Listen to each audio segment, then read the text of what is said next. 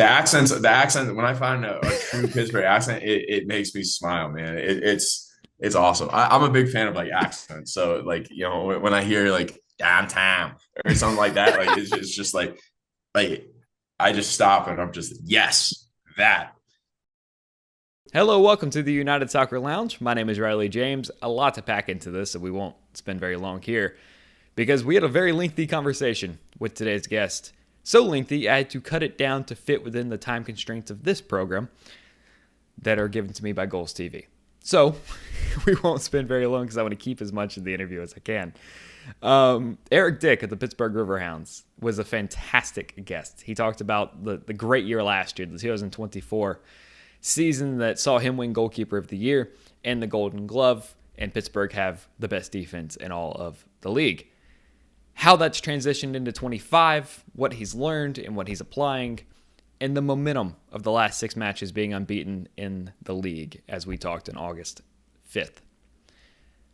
Plenty about the city of Pittsburgh, the rich history, the Pittsburgher, and Don and Slippy, and we talked about the accent. I also quizzed him on what river runs by the stadium while not knowing it myself, as he looks around and sees this wonderful city they get to play in and all of the great theater of Highmark Stadium. So we talked about all of that and plenty more in today's program. Eric Dick, a fantastic guest and soon to be one of your favorite players in the USL Championship. So that'll do it for us off the top of the show. Thank you so much for watching. You can subscribe to the show on goals.tv. You can search the United Soccer Lounge, or you can subscribe to Goals TV on YouTube, where we're almost at 10,000 subscribers, to make sure to get us there very, very soon. Thank you so much for watching the program. Here's Eric Dick at the Pittsburgh Riverhounds. Please welcome to the show a man with many individual accolades in 2024, the goalkeeper for the Pittsburgh Riverhounds of the USL Championship, Eric Dick. Eric, thank you so much for making time for the show, man. How are you?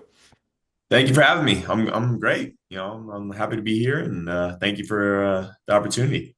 Absolutely. We've been trying to get this done for a long time. So the fact that we're doing this and we're getting towards the latter half of the season, it's exciting times in USL Championship as we get to the dog days of the summer, but we also kind of see playoff pictures start taking shape, which you guys are well aware of down in Pittsburgh. A lot to get to today. Obviously, a stellar 2024 for you, but as we usually do in this show, we start in the present, we work our way backwards. But before any of that, I want to ask, where are you in your house right now? Because I'm always curious of where guys do the show.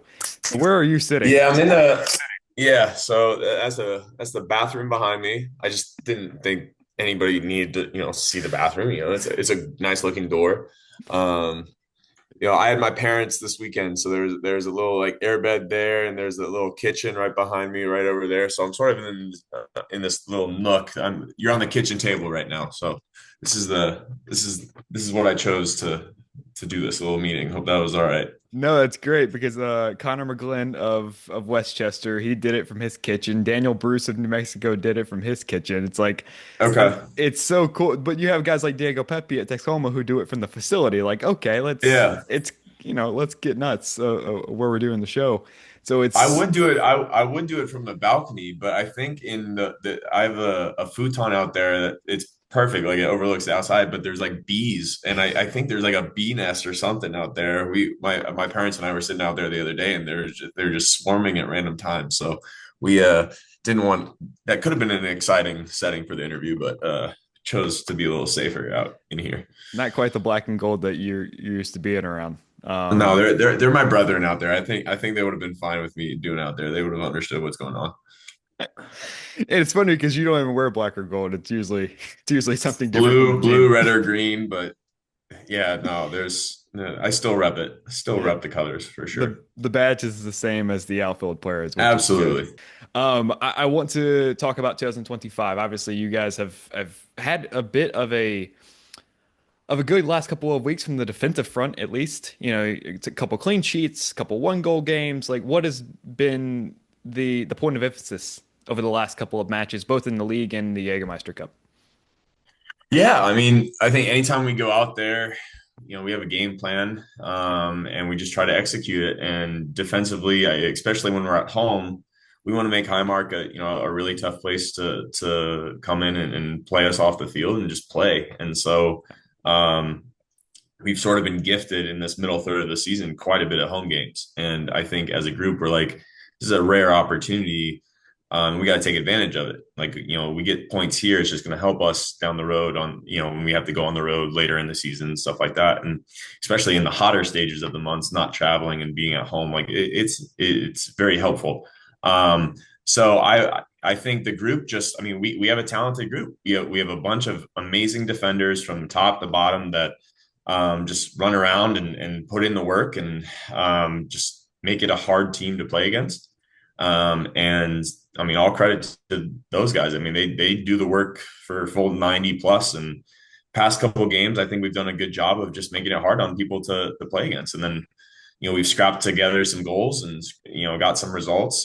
We wish some of those ties could have been, wins, of course, but I think we've gone 6 unbeaten in the, in the league here. And I think we're just trying to, again, day by day, game by game, just establish ourselves and try to move up and, hopefully, obviously get in the playoffs, host a playoff game. That would be great. And at the end of it, bring home a championship. But yeah, defensively, I think we just have a focus the past couple of weeks of just, being hard to play against, do the small things right, and just don't make it easy on them, and don't make any mistakes that give them, the ability to find a goal or find momentum in the game. Because scoring a goal is the hardest thing in the sport, and limiting mistakes to make it that hardest thing for the other team has been the point of emphasis for a lot of great teams over the years, whether it be in USL or even in Europe or teams that have won the World Cup. It all comes down to defense and making it pretty much impossible to score goals, which you Right. guys have been able Yeah. to do that over the last couple of games in the league. Going back to last year, 2024, you goalkeeper of the year, the Golden Glove, all these individual accolades for your performance. What worked so well for you last year, and how have you brought that into 2025? Well, I mean, we had the best defense in the USL last year in front of me. I mean, point blank. I Yeah. mean, it made my job so easy. And we had everybody on that roster just knew their role, knew what we had to do, especially how the first half of the season went, where we sort of dug ourselves in a little bit of a hole, and we just had to win games to just make playoffs. Um, I mean, I will always give credit to those guys because they do the hard work. I mean, if you want to talk about chances that didn't get to me, I mean, they far outweigh anything that actually did make it towards the goal. So that's what worked really well is we had a great defensive game plan, but also we had players execute it to perfection. So I was a very lucky goalkeeper to be behind such a great group. Um, Simply, I just did things that the coaches and the team needed me to do. I think just did the simple things, make the saves I needed to do. Don't make mistakes with distribution, have lots of good communication, and just do my part when I was called upon. Um, and I think as a group, as we kept on digging in and moving forward, like we all just gained a bit of, I mean, momentum is huge in sports, but I think it was just like group confidence in each other and in what we're going to do. And it just kept growing and growing and growing. And you just get in a rhythm. And once you get in a rhythm, you almost become like, I mean, things can happen when you're in a rhythm, but in a sense, you get in a flow, you get in an unflappable state where it's just like, no matter what happens, good or bad, like we're gonna still just push forward. And so I think I was just one of, of 11 guys out there, plus everybody that came off the bench and everybody that was on the roster that knew that we had to dig in to get results. And moving into this year, I mean, I still have the same fire, still have the same love for the sport, and I think we made it to playoffs, which was great, but we lost, right? And so I think our goals are bigger than just making playoffs. We want to make a run. We want to bring a trophy to the amazing fans that we have here. So again, it's just doing whatever I can to help the team make winning plays. That's point blank what I'm heading into the season with, and moving forward these last 12 games. I think we're all locked in, just trying to make a playoff push. And Pittsburgh is not a stranger to championships, right? Right. And the Steelers have done very well over their history, and the Penguins have done very well. But the Riverhounds have been kind of this team that is gotten there and get to the playoffs and all these different things. But you mentioned a couple things I want to go back to over the course of the answer. The first thing being you dug yourself into a hole last year. You have to fight and get every result you can, but you get into a flow and you get into a rhythm to be able to get some points. USL Championship is one of the most unique leagues in the world as far as really it doesn't, and MLS is kind of the same way, but it really doesn't matter how you start as long as you turn it around at the beginning of summer and push through the summer months and get into the fall and be able to make a playoff push. That's what we saw at Rhode Island last year out of the Eastern Right. Conference. They went to the final. Spokane, same thing with USL League One. And it's the most forgiving league in a world in a sense where, yeah, you can have a bad stretch of 10 games, but you've been able to do that once before in 2024. And like we talked about with the previous question, you've gathered enough momentum to get the ball rolling here in 2025. So hopefully it's something that continues forward. One thing I'm curious about, we talked about a little bit about analytics from the goal scoring side. Do you use analytics as far as tendencies of what other teams might do? How do you prepare for each match?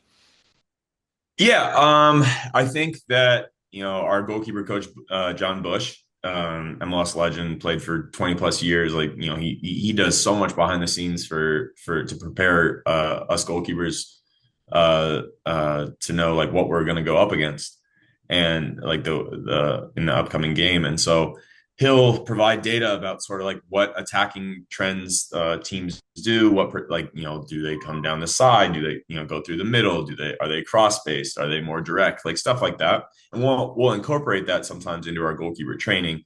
But and then we'll go over a video and as a team and everything. But me specifically, like it's one of those where that's exactly what I'll look at is what Bushy provides us, and then training is the same every single week. You just you learn from the week prior. You make adjustments if adjustments need to be made, and then it's another week. You got to have a short memory and move on because there's another team that's going to try to beat you 7 days later. So yeah, I mean we look at it a little bit, but uh, it's more so just you find a rhythm in training just like you do in playing and everything like that. But there's some data that we go over for sure. It's more just read and react at that point, right? It's like see where the ball Yeah, is and just 100%. stop it. The job description is Yeah, not yeah. I mean, hard. it's yeah. No, it would be great if you could like Moneyball goalkeeping or something like that, or like analytics of like, oh, 95% of the shots are going to go this way. But at the end of the day, these guys can do stupid things with the soccer ball, and it's just like it just makes our lives um, harder as a goalkeeper. But it's also fun because it's like we can adapt to like the ever changing like forwards and like and movement of the ball. Like we're gonna have to adapt our position just as much. So that's what makes goalkeeping exciting is you can always train more, always develop, and that's why I love it.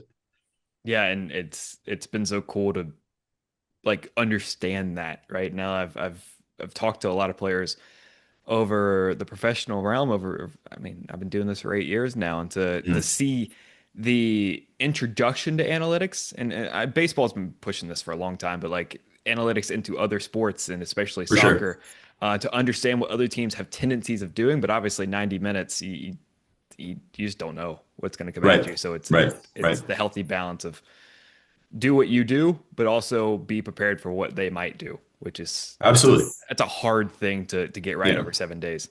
Yeah. I mean, soccer is essentially a chess game. The way I see it is like, you have a strategy going into it, but you have to adapt on the fly sometimes. And to be able to adapt means you've done work analytically and just practice wise and just like tactically to be able to be comfortable in different situations. And that's where when we go out there during a game, whether it's whatever formation the other team's playing, however the game is going, whether we're doing well or the other team is like, doing really well, we just have to be ready for different situations. And same thing with goalkeepers. Like, we have to be ready for all different things coming towards us. As much as I want to continue this, because I usually in my old life we would have an hour to do these things, but we have 25 minutes at most to do this. So I'll cap it there. I want to talk about Pittsburgh. and the crowd that you guys play in front of, the place where you've lived for a while now. As a Midwesterner, someone who has not only lived in the Midwest but who has played in the Midwest, how do you describe the people of Pittsburgh to someone who is not from Pittsburgh, which is most of our show and me? Yeah, really intense. They love their sports. They're really nice. Like I have not met any like they're very, very kind people, and I've been very blessed and lucky to have interacted with so many amazing people within the Riverhounds, family, but also just out and about. Like just people start random conversation. I can talk to a wall, so like I'm one of those that'll have a nice conversation, just say nice to meet you. But like Yeah. there are so many of those people as well.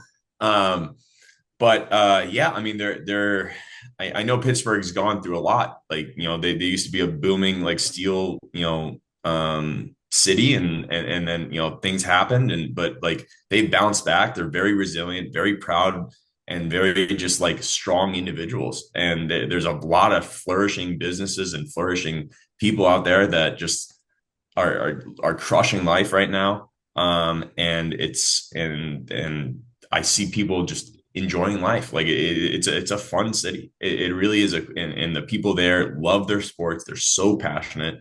Um, and for me as an athlete, like it's just so cool. It's so cool to be around so many people, and then that just they want to they want to brag about their city. You know what I mean?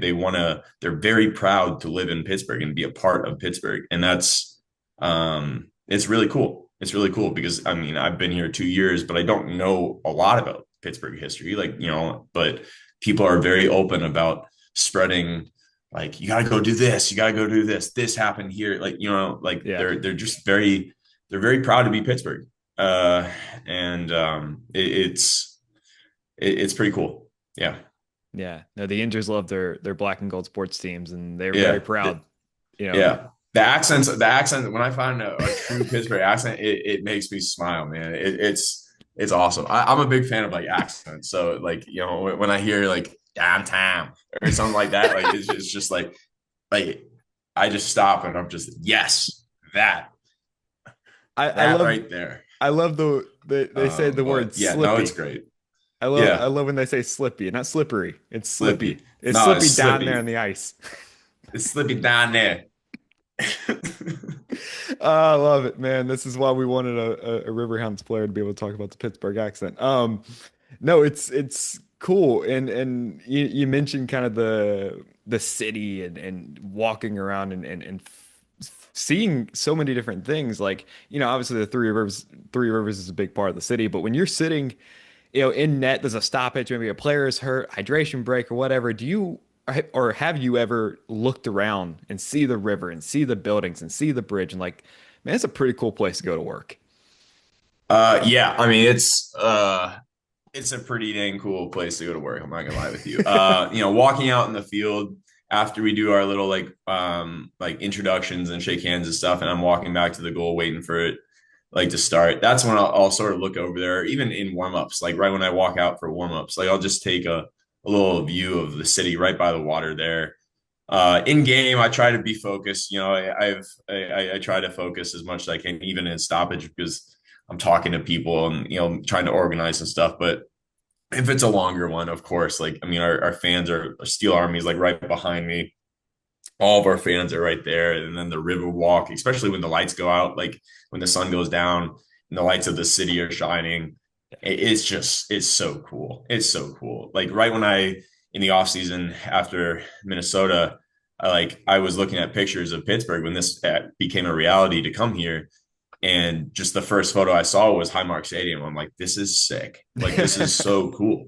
And pictures don't really do it justice. Like, I mean, our media guy, like Ryan, he has a drone and he does so much like cool drone videography stuff with this stadium and on game days. And it's just, I think it's so unique. I think it's so unique. And I think I've been to most of the USL stadiums. Like, again, everybody has Yeah. really good stadiums, but this is just, it's cool. It is a really cool stadium, and our fans are unreal.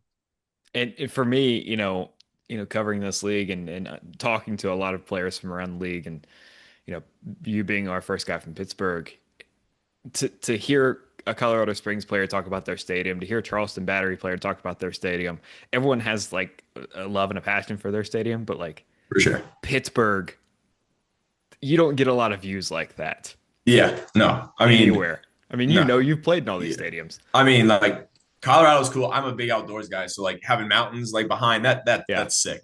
But no, I mean, a lot of stadiums are like in cities, like in the middle of nowhere. You know what I mean? Which Yeah. is great. Like, but and they make it amazing because they make it fan friendly, and they make stuff like all their like this around the field with bleachers and stuff like that, and they make it look very professional, right? Right. Um, but like to make it sort of a three-quarters thing with all the fans like around the field and everybody's like there's the field and then boom the city backdrop. It's just, I mean, it's crazy. It's really really really cool. And then you get a train randomly like comes at random times, like it shouldn't hype you up, but hearing the train go by, like there's the train, let's go. It gives you a second wind, in the 60th minute when the train goes by. It's like, all right, we got 30 minutes, let's do it. Make it But safe for the yeah, conductor. exactly.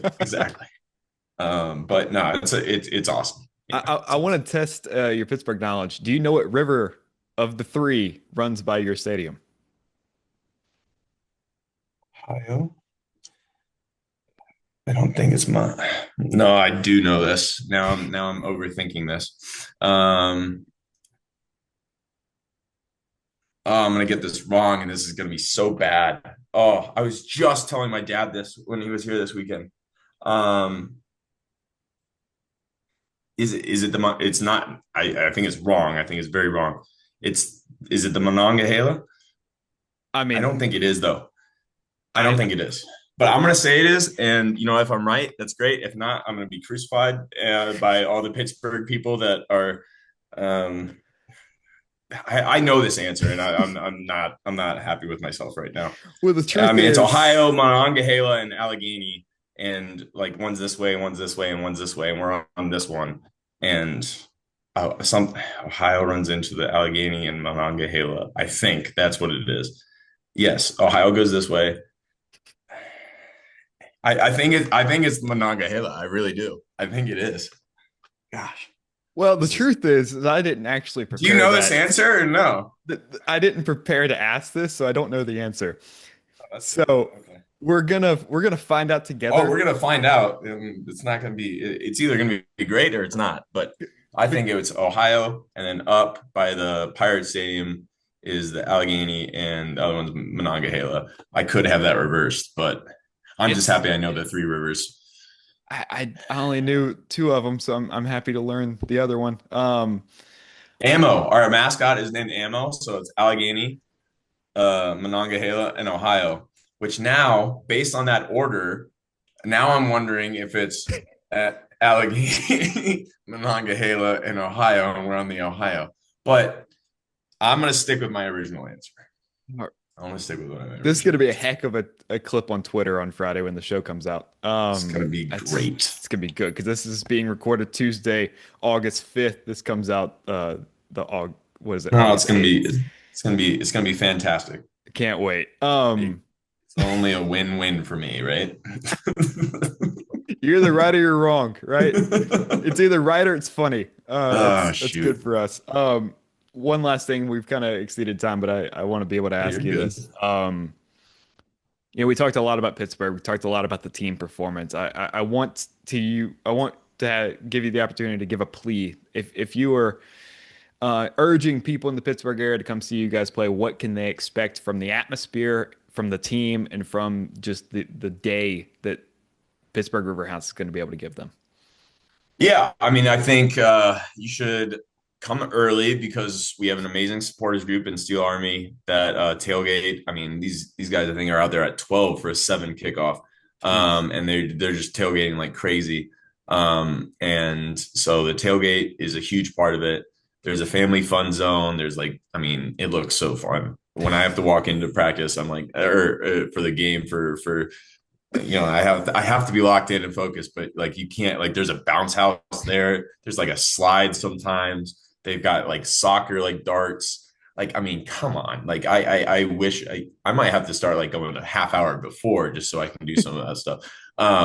But there's always so many kids there. It's very family friendly. And the workers for the Riverhounds like put on such a great job to make everybody feel just like there's fun stuff to do. And then when the game kicks off, like it's just electric. It's really cool. And it's cool for us to just walk out to a field with passionate fans, right? Like, I think we've all experienced times where you've played and there hasn't been fans there, and it makes the game different. We are very blessed to have a stadium full of fans that just want to see us do well, and we want to do well for them.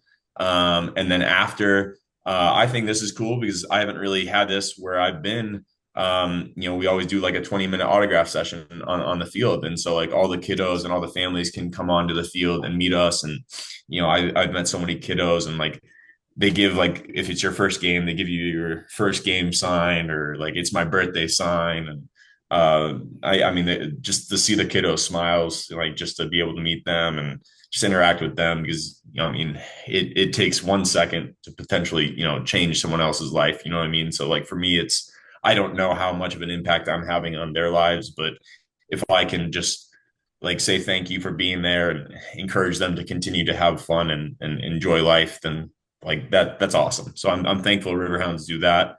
Um, and and yeah, it's just, and sometimes we have fireworks, sometimes they have like theme nights. Like just the other day we had Napoleon Dynamite night. Pedro was there, which it was awesome. It was awesome. So I have to be very professional, but like I apparently Ammo did the dance in the movie at halftime, and I'm locked in the locker room, of course, like that's priority one. But like I'm genuinely a little mad I missed that because like that's so awesome that he did that. If you mysteriously get a red card before a home game, we know why. Like Oh yeah. Yep. Yep. you'll Yep. be in the Doesn't need to supporter be said. section. I'll be in there. Don't worry. Yeah. Yep. Yep. No questions. That's No questions about that one. that's But no, it's a fantastic. great time, and I'm lucky. I'm lucky to play for the Pittsburgh Riverhounds, and I'm lucky to be surrounded by so many amazing players, coaches, and teammates, and also fans. They make the difference for sure. Yeah. Well, we certainly appreciate your time, man. I cannot thank you enough for coming to hang out with us and spending this time with us. Really, really interesting to be able to get to talk to you. And you're right. I feel like you can talk to a wall, which we're super thankful that I gave you a person to talk to today. But hey, have a great rest of the year. Stay healthy, and hopefully we'll see you in the postseason. Yeah, appreciate the time. Thank you very much. Thank you so much, everyone at Pittsburgh, Matt, the comms director, and all of his team, as well as Eric for giving us the time from his very lovely home. I love doing this show so much because we learn so much every time we do an episode, and I love it, and it's so great. I'm so thankful you watch our program. So, really a fun show, a funny show. He wants to go play in the bounce house. He doesn't for sure know what river it is. I love doing the show. And it just dawned on me, the Pittsburgh Riverhounds, because they have the rivers in the city. This is so educational. Um, I love it so much. This show is awesome. So thank you so much. Allow me to continue doing this by watching our show and following us on social at Riley James IAC on Instagram and X. The Instagram account for the show is at USL on Goals. The parent company is at goals.tv on Instagram, at goals_TV on X. And there's many great creators making exceptional content about the world of soccer and everything in it, including the entire catalog of my show. All 72 episodes that we have done of this show is available on www.goals.tv. That will do it for us. Thank you so much for watching. For Eric Dick, my name is Riley James. If anyone cares, next week we'll go back to a regularly scheduled Thursday show, only one for the next couple of weeks, but we do it live from Houston, Texas, in a place I love very, very much, with Carolina Ascent Riley Parker. So be sure to tune into that. Thank you so much for watching the show. We'll see you next week.